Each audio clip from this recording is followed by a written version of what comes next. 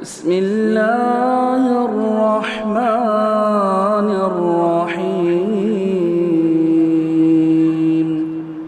معزز حاضرین اور پردہ نشین خواتین،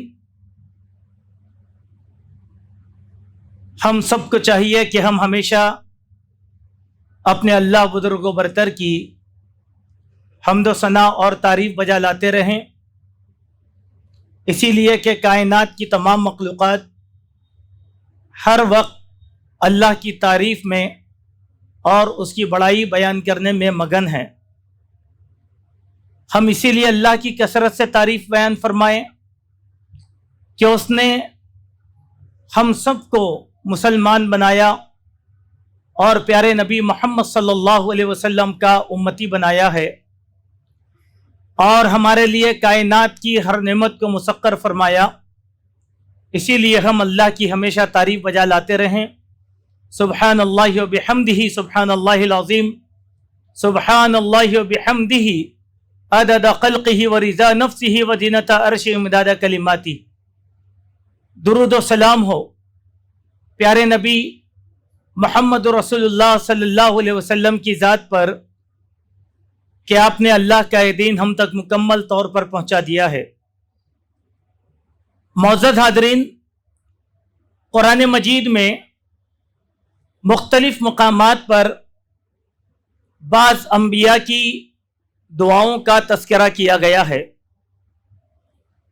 انبیاؤں کا دعائیں کرنا اس بات کی دلیل ہے کہ جتنے بھی انبیاء اور مرسلین بھیجے گئے ہیں وہ سارے کے سارے بشر تھے اور انسان تھے۔ نبیوں کی زندگی دو چیزوں سے ہم آہنگ رہتی ہے، ایک تاج نبوت اور دوسرا انسانیت، آدمیت اور بشریت۔ اسی لیے بشری تقاضوں کے تحت تمام انبیاء نے لمحہ بلمحہ دعائیں کی ہیں اور اللہ تبارک و تعالیٰ کا قرب حاصل فرمایا۔ حضرت آدم کی دعاؤں کا تذکرہ قرآن میں ہے، حضرت ایوب اور حضرت یونس کی دعا کا تذکرہ کیا گیا ہے، اور بھی نبیوں کی دعاؤں کا تذکرہ کیا گیا ہے۔ کبھی ہم فرصت کے لمحات میں ان دعاؤں میں چھپی ہوئی باتیں، پوشیدہ باتیں جو ہمارے عقیدے اور ایمان کی اصلاح کی ہیں، ان باتوں پر ذرا تدبر کرنے کی ہم کوشش کریں۔ انہی نبیوں میں سے حضرت امام الانبیاء ابراہیم خلیل اللہ علیہ الصلاۃ والتسلیم کی بہت سی دعاؤں کا قرآن میں تسلسل کے ساتھ ذکر کیا گیا ہے۔ جیسے ہی ذی الحجہ کا مہینہ آتا ہے، قربانی سے متعلق، اسوہ ابراہیم سے متعلق بہت سی باتیں ہم خطیب حضرات کی زبان سے سنتے ہیں۔ انہی باتوں میں سے بڑی اہمیت کی چیز ہمارے لیے ہدایت اور رہنمائی کی حضرت ابراہیم علیہ السلام کی دعائیں ہیں۔ قدم قدم پر ابراہیم علیہ السلام نے دعاؤں کا سہارا لیا ہے۔ جیسے آپ دیکھیں سورہ ابراہیم میں پورے ایک رکوع پر مشتمل ان کی 5 دعائیں اللہ تبارک و تعالیٰ نے بیان کی ہیں، لیکن ان 5 دعاؤں میں بہت ہی معنی خیز اور اصلاحی باتیں ذکر کی گئی ہیں۔ آج کے اس خطبے میں انہی باتوں کے تعلق سے کچھ باتیں آپ کے سامنے تعلیم اور تربیت کے طور پر رکھنے کی کوشش کروں گا۔ حضرت ابراہیم علیہ السلام کو اللہ تبارک و تعالیٰ نے کعبۃ اللہ شریف کے بنانے کا حکم دیا، اور بلا چوں و چرا وہ اپنے بیٹے کو لے کر خانہ کعبہ کی تعمیر کرتے ہیں۔ کوئی نہیں، صرف باپ اور بیٹے دونوں ہی، اور کسی تیسرے مزدور کا تذکرہ وہاں پر نہیں کیا گیا۔ ہر چیز کی قلت ہے، لیکن اس کے باوجود اللہ کی اطاعت میں وہ خانہ کعبۃ اللہ کی تعریف کرتے ہیں۔ اتنے عظیم گھر کی تعریف کرنے کے بعد ابراہیم علیہ السلام نے اللہ سے جو دعا کی، جب کانے کعبہ کا آغاز ہوا اور اختتام ہوا تو اختتام پر جو دعا کی ہمارے لیے بڑی نصیحت کی دعا ہے، جس کا ذکر اللہ نے سورہ بقرہ کے اندر کیا کہ ربنا تقبل منا انک انت السمیع العلیم۔ محض یہ دعا نہیں ہے بلکہ یہ تعلیم اور تربیت والی بات ہے کہ جب بھی کوئی آدمی، کوئی بھی امتی اللہ تبارک و تعالیٰ کی رضامندی کے لیے چھوٹا یا بڑا عمل کرتا ہے، اس عمل کو دکھانے کی ضرورت نہیں ہے کہ یہ کام میں نے کیا، یہ مسجد میں نے بنایا، یہ شاہراہ میں نے بنا دیا، یہ کنواں میں نے کھدا دیا۔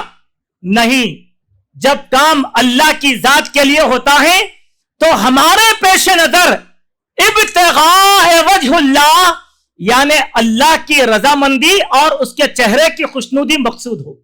یہ ایک مسلسل آپ نے اللہ کے ڈر کے ساتھ ایک فقیر کو 1 روپیے کا سکہ یا 1 روپیہ خیرات کیا ہو، یا آپ نے 1 کروڑ کی مسجد بنا دی ہو، دونوں بھی کام رضائے الہی کے لیے ہو، تو ہمیں ابراہیم علیہ السلام کی دعا پیغام دیتی ہے کہ اس کی قبولیت کے لیے اللہ سے دعا کرے کہ اے اللہ میں نے یہ کام کر دیا تو اس کو قبول فرما، اے اللہ میں نے یہ خیرات کر دیا تو اس کو قبول فرما۔ بادی النظر میں ذرا سوچنے کی کوشش کریں، ایک ایسے ویران مقام پر اللہ نے کائنات کا مرکزی اور سب سے بڑا گھر جس کو بیت اللہ کہتے ہیں اس کو تعمیر کرنے کا حکم دیا۔ یہ کوئی معمولی بات نہیں تھی، یہ بہت محنت والی، جد و جہد والی، کوشش والی بات تھی، لیکن اتنا بڑا کام کرنے کے بعد ابراہیم علیہ السلام کا اخلاص دیکھیے، اخلاص۔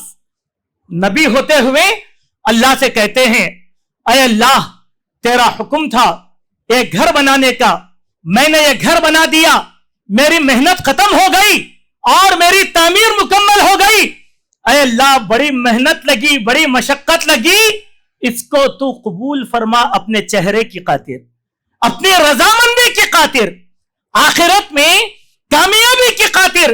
دعا کیا تھی؟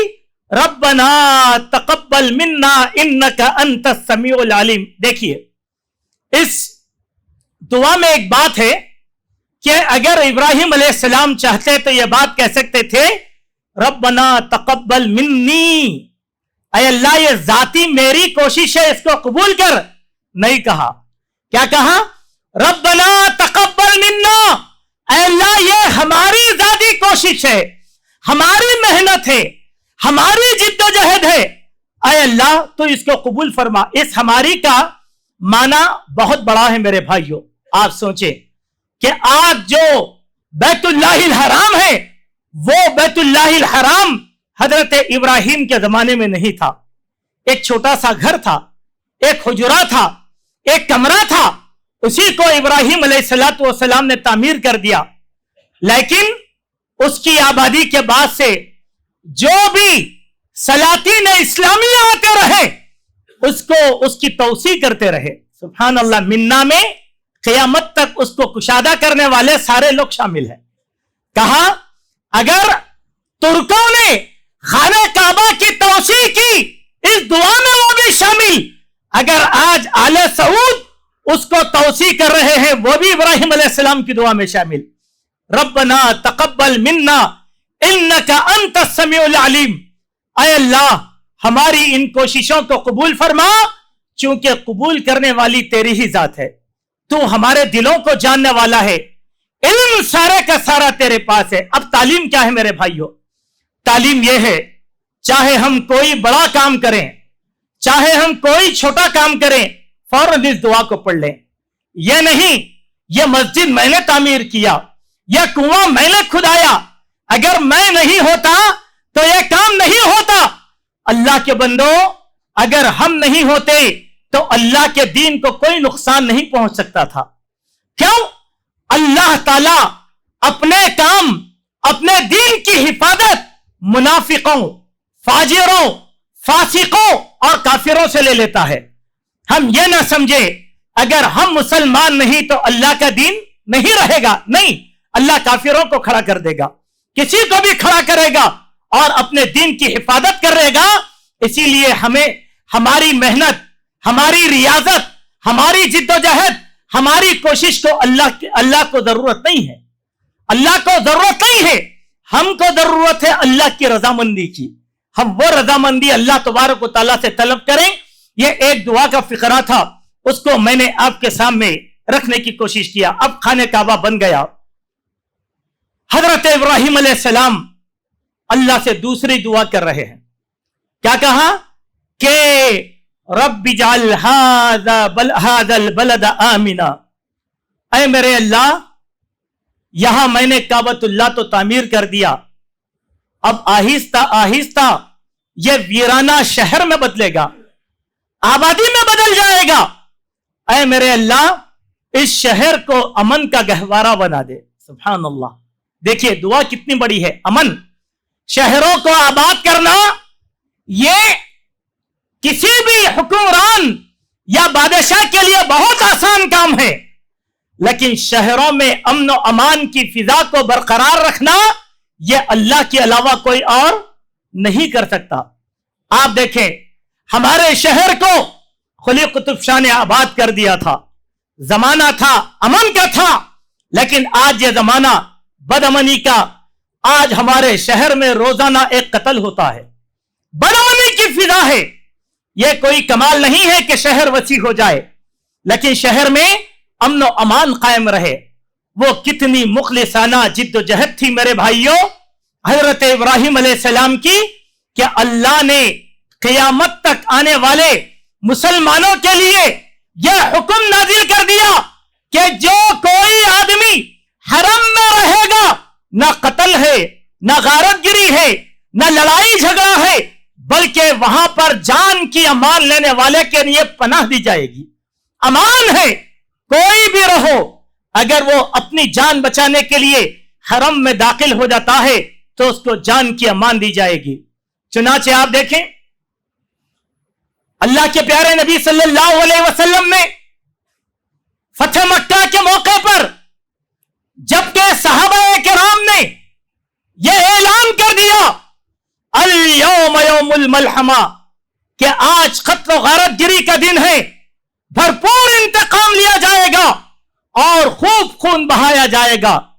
अब अल्लाह के नबी सल्लल्लाहु अलैहि वसल्लम ने ऐलान कर दिया, ला तसरीबा अलैकुमुल यौम व अंतुमुत तलका, आज कत्ल गारतगिरी का दिन नहीं है, तुम सब माफ कर दिए गए हो। अमन और अमान के साथ काबतुल्लाह में दाखिल हो जाओ। फिर उसके बाद आपने बहुत सी तालीमात दी।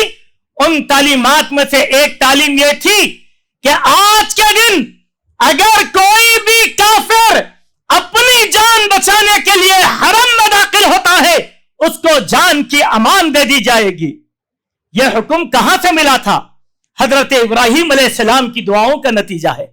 हजरत इब्राहिम अलैहि, इसीलिए खाने काबा के अंदर मुसलमान अमन के साथ रहता है, इज्जत के साथ रहता है और हिफाजत के साथ रहता है। कायनात का सबसे बड़ा शरीर फसादी वो आदमी है जो खाने काबा के अमन और अमान को बर्बाद कर देता है। इसीलिए वहां के शिकार को भी अमान दी गई। वहां कोई आदमी शिकार नहीं कर सकता। रहम करम का मामला अल्लाह तबारक व तआला ने क़यामत तक इस घर को अमन का गहवारा बना दिया। मालूम यह हुआ कि सारी कायनात में क़यामत तक अमन का गहवारा कोई जगह है तो वो बैतुल्लाहिल हराम और मक्का मुकर्रमा के अलावा कायनात का कोई शहर शर व फसाद से महफूज रहने वाला नहीं हो सकता। यह हजरत इब्राहिम की दुआ का एक फिक्रा। इसी दुआ में हमारी नसीहत के लिए एक और जुमला इब्राहिम अलैहिस्सलाम ने अल्लाह के सामने कहा कि वजनुबनी व बनिया अन नअबुदल असनाम, ऐ मेरे अल्लाह, मुझे और मेरी औलाद को बुत परस्ती से बचा ले। सुभान अल्लाह।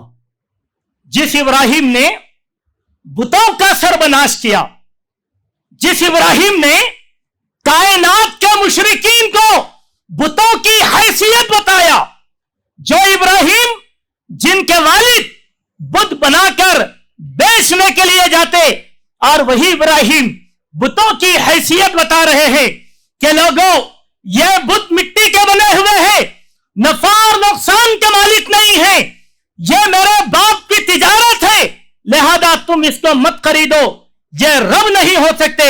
सुभान अल्लाह, लोगों को बुत परस्ती के खिलाफ बताने वाले अपने हक में दुआ कर रहे हैं, ऐ अल्लाह तू मुझको बुत परस्ती से बचा ले, सिर्फ मुझे नहीं बल्कि मेरी औलाद को भी बुत परस्ती से बचा। माने क्या है इसके? माने क्या है जरा समझने की कोशिश करो। आदमी सारी जिंदगी तौहीद पर गुजारता है, सारी जिंदगी इस्तिकामत के साथ रहता है, लेकिन अल्लाह के नबी अलैहिस्सलातु वस्सलाम ने बयान फरमाया कि जब किसी आदमी पर सकरात तारी कर दी जाती है, मौत का आखिरी वक्त होता है, तो उसकी तकलीफ में ज्यादती हो जाती है। कैसी ज्यादती? एक हदीस में अल्लाह के नबी ने बयान फरमाया, अल मोमिनु यमूतु बिअरक़िल जबीन, कि मोमिन अपनी पेशानी के पसीने से मरता है। मुहद्दिसीन ने कहा माने क्या है? मौत की सकरात के वक्त आदमी के माथे पर पसीना ही पसीना आ जाता है। कितनी तकलीफ होगी मेरे भाइयों, मौत की सख्ती जरा सोचे। खुद अल्लाह के नबी सल्लल्लाहु अलैहि वसल्लम अपने सकरातुल मौत में जो जुमला बयान फरमाया वो हमारे लिए बहुत ही नसीहत के हैं। कहा, ऐ अल्लाह, हर नफ्स के लिए, हर मरने वाले के लिए मौत की सख्ती लिखी हुई है। मौत की सख्ती होता क्या है? आदमी मुवहिद है, मौत की सख्ती तारी कर दी गई, ऐसे वक्त उसके सामने शैतान खड़ा होकर कहता है कि कलमे कुफ्र अदा कर, कलमे कुफ्र अदा कर। अपने जीते जी कभी आदमी ने शिर्क नहीं किया, तौहीद में खलल नहीं लाया, लेकिन मौत की सख्ती में आकर नाशुक्री कर देता है। कहता है, ऐ अल्लाह, यह तकलीफ क्या मेरे ही लिए है? नाशुक्रा कलमा। ऐसे वक्त में अल्लाह के नबी ने कहा, शैतान बंदे को काफिर बना देता है, उसका आखिरी वक्त कुफर पर होता है, जिसका हमें एहसास नहीं है, हमें एहसास नहीं है। इसीलिए कहा, लक़िनु मौताकुम ला इलाहा इल्लल्लाह, अपने मरने वाले को ला इलाहा इल्लल्लाह की तलकीन करो ताकि उसका खातिमा बिल खैर हो जाए। हम समझते होंगे हम तो मुवहिद हैं, ऐसा नहीं होगा। तौहीद वालों याद रखो, मौत की सख्ती से नबी करीम सल्लल्लाहु अलैहि वसल्लम को गुजरना पड़ा, हर मुवहिद को गुजरना पड़ेगा, हर मुवहिद को। यह हमारी तौहीद की आजमाइश की एक मुनफरिद कसौटी है। ऐसे वक्त में ला इलाहा इल्लल्लाह अपने बीमारों को पढ़ाओ। क्यों? ताकि आखिरी वक्त, यही बात इब्राहिम कहते हैं, वजनुबनी व बनिया अन नअबुदल असनाम, ऐ अल्लाह मुझे बुत परस्ती से बचा ले, माने शिर्क से बचा।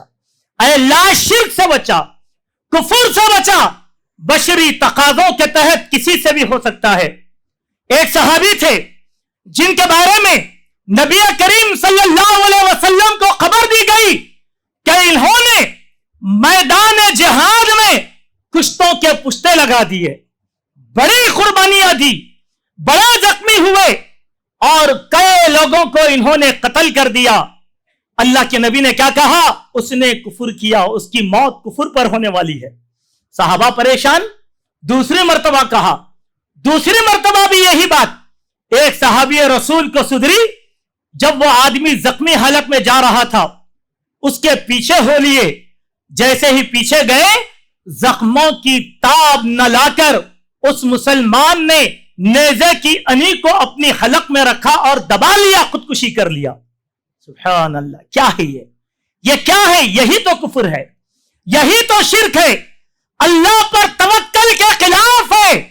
आदमी सबर करने के बजाय लड़ जो अपने आप को गारत कर लेता है, खुदकुशी कर लेता है।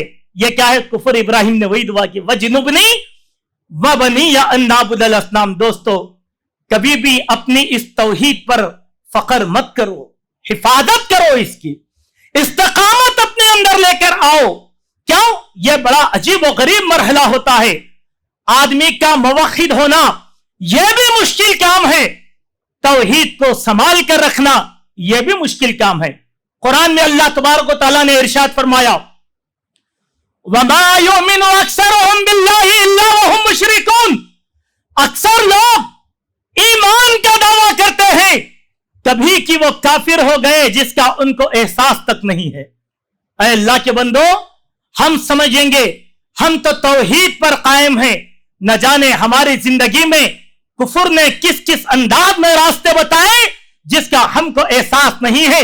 इब्राहिम अलैहिस्सलाम ने इस्तिकामत की दुआ की अपने लिए। मालूम क्या हुआ? जब भी हम हाथ उठाकर अल्लाह से दुआएं करें, पहले अपने इस्तिकामत के लिए दुआएं करें, फिर अपनी औलाद के लिए। दूसरा मसला है औलाद। दोस्तों, आज हम यह कहते हैं, क्या बात है, हमारी औलाद बड़ी नाफरमान हो गई। बाप मुवहिद है, बेटा मुशरिक। बाप नमाजी है, बेटा बेनमाजी। बाप शरीफुन नफ्स है और बेटा शरीर। यह सब चीजें क्या हैं?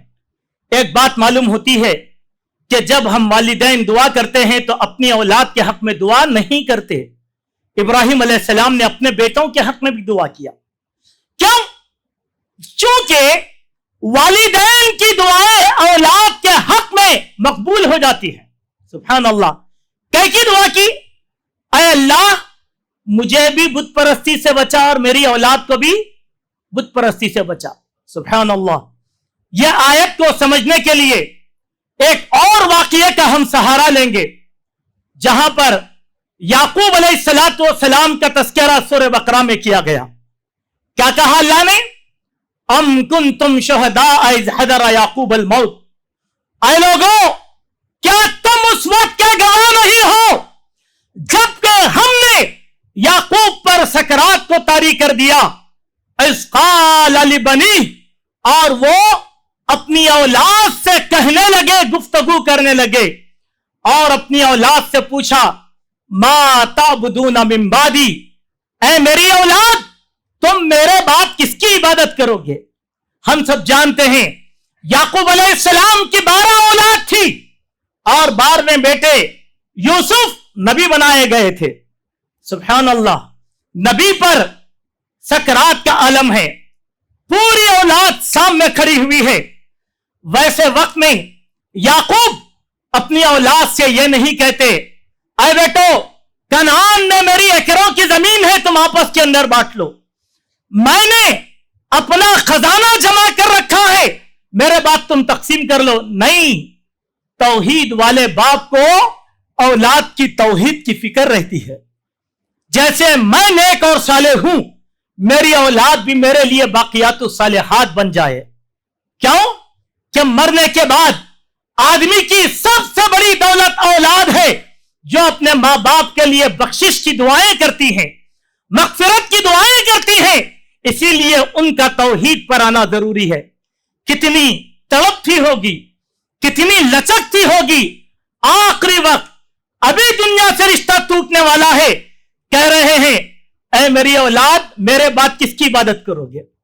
कहीं मुशरिक ना हो जाओ, कहीं तौहीद से इनहराफ ना कर लो। नेक बाप की नेक औलाद थी, कहने लगे, ऐ हमारे अब्बा जान, नाबुदु इलाहक व इलाह आबाइक, हम जब तक जिंदा रहेंगे आपके माबूद की इबादत करते रहेंगे और आपके आबा व अजदाद के माबूद अल्लाह वाहदहू ला शरीक की इबादत करते रहेंगे। सुभान अल्लाह। मालूम क्या हुआ? अपनी औलाद की आखिरत की फिक्र करो, उनके बाकियात और सालिहात की फिक्र करो। यह फिक्र तमाम नबियों ने किया था। इब्राहिम ने किया, याकूब ने किया, और आप देखें यूसुफ अलैहिस्सलाम की भी यही फिक्र थी और वही यह दुआ अल्लाह तबारक व तआला से करते हैं। कुरान मजीद में एक सूरत बयान की गई, वो सूरत सूरह लुकमान, एक नेक और साले आदमी की पहली नसीहत। देखें, हजरत लुकमान के बारे में एक बात कही गई, वइज़ क़ाल लुक़मान लिइब्निही या बुनय्या ला तुशरिक बिल्लाह इन्न शिर्क लज़ुल्मुन अज़ीम। इस आयत को आपने बारहा सुना होगा, लेकिन कभी ऐसे समझने की कोशिश करो, बाप बड़ा मसरूफ है, वक्त नहीं है, कारोबार में मसरूफ है, सफरों में मसरूफ है, हुक्मरानी में मसरूफ है। आदमी बहैसियत बाप के कितना ही मसरूफ क्यों ना हो, अपनी औलाद से आंख मुचोली नहीं खेल सकता। उसको चाहिए कि वो अपनी औलाद के लिए वक्त निकाले। ये बात यहां कही गई, जैसे हम कहते हैं नहीं वक्त नहीं मिल रहा, जब मैं घर जाता हूं मेरे बच्चे सो जाते हैं, और जब बच्चे स्कूल चले जाते हैं तो मैं नींद से बेदार होता हूं। हम तो ऐसे बाप हैं, हमारे औलाद की रूटीन और उनके टाइम टेबल का कोई भी ख्याल हम लोगों को हरगिज नहीं है। इसीलिए हम नेक हैं, हमारी औलाद गुमराह है। नहीं मेरे भाई, अपने बच्चों के अकीदे की भी फिक्र करो। यही अकीदा हमको आखिरत में नजात दिलाने वाला है। तो हजरत लुकमान ने अपनी मसरूफियत के जमाने में से वह इसका लफ्ज ये बताता है, बड़ी मसरूफियत में से लुकमान ने अपने बेटे को तौहीद की नसीहत करने का वक्त निकाला है, वरना इसकी जरूरत नहीं थी वहां पर।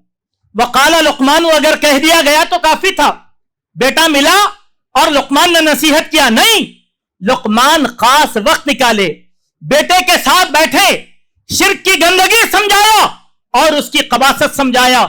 जब तक हम इन दुआओं से इस किस्म की नसीहतों को नहीं लेते, उस वक्त तक हम में का कोई आदमी सरफराज नहीं हो सकता। एक आखिरी बात जो मैं आपके सामने रखता हूं, इसी के बाद हजरत इब्राहिम अलैहिस्सलाम ने अल्लाह से दुआ किया, ऐ मेरे अल्लाह, यह घर आबाद हो जाएगा, कायनात की दूर दराज से लोग आएंगे, ऐ अल्लाह तेरे इल्म में यह बात है कि मैंने घर को क्यों आबाद किया। सुभान अल्लाह, ऐ अल्लाह तुझे मालूम होना चाहिए कि मस्जिद को मैंने क्यों बनाया, कायनात के लिए बाद में, पहले मेरी औलाद के लिए, पहले मेरे लिए। इसीलिए दुआ किया रब्बी जाअलनी मुकीमस सलात व मिन ज़ुर्रियती रब्बना व तक़ब्बल दुआ। देखिए यहां पर भी बेटा शामिल है, ऐ अल्लाह तू मुझको नमाजी बना और मेरी औलाद को भी नमाजी बना। सुभान अल्लाह।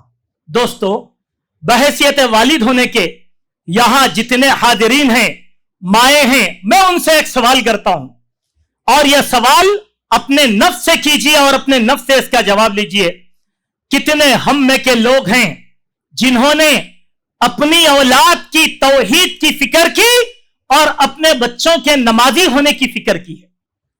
कितने लोग हैं जब भी अल्लाह से दुआ कर रहे हैं, अपने हक में जहां दुआ मांगा, ऐ अल्लाह मुझे खुशहाली दे, मुझे दौलत अता फरमा, मुझे फरावानी दे, मुझे तौहीद दे, मुझे नमाजी बना, वहां पर क्या यह दुआ किया कि अल्लाह मेरी औलाद को भी तौहीद वाला बना दे, अल्लाह मेरी औलाद को भी नमाजी बना। अगर हम दुआ किए होते तो आज हमारी मस्जिदें खाली नहीं होती।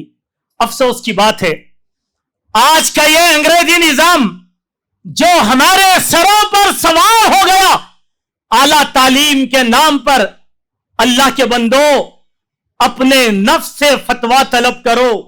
जिन स्कूलों में आपके बच्चे पढ़ने जा रहे हैं, क्या आपके बच्चों को वहां पर कुफर की तालीम नहीं दी जा रही है? अपने नफ्स का एहतिसाब करो। क्या वहां पर सूर्य नमस्कार नहीं करवाया जा रहा है?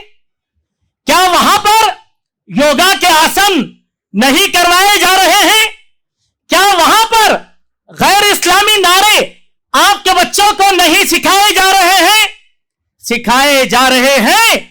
हम तरक्की के नाम पर उन बातों से समझौता किए हुए हैं, यानी अपने बच्चों की तौहीद का गला हम अपने हाथों से दबा रहे हैं। फिर हमारे खानदानों में मुस्तकबिल में तौहीद कैसे कायम रहेगी? जरा सोच कर देखो। ऐसी और भी दुआएं हैं। मैं आप तमाम हजरात से गुजारिश करता हूं, खवातीन और हजरात से, इन दुआओं को तफसीर खोलें, अपना दिमाग लड़ाएं, तफसीर में पढ़ें और अपने दिमाग से सोचने की कोशिश करें कि हम क्या खो रहे हैं, क्या पा रहे हैं। ये चंद बातें थी जिसको हमने खुलासे के तौर पर आपके सामने रखा। अल्लाह तबारक व तआला से दुआ है, अल्लाह ताला हम तमाम को तौहीद पर इस्तिकामत नसीब फरमाए। शिर्क की गंदगी से अल्लाह ताला हमें, हमारे आल औलाद, हमारे बाल बच्चों की अल्लाह तबारक व तआला शिर्क की गंदगी से हिफाजत फरमाए। अल्लाह हम सबको नमाजी बनाए, मस्जिदों को आबाद करने वाला बनाए। अल्लाह जब तक जिंदा रखे, इस्लाम पर रखे, जब हमारा खातिमा हो ईमान पर हो। अक़ूलु क़ौली हाज़ा अस्तग़फ़िरुल्लाह मिन कुल्लि ज़ंबिन व अतूबु इलैह।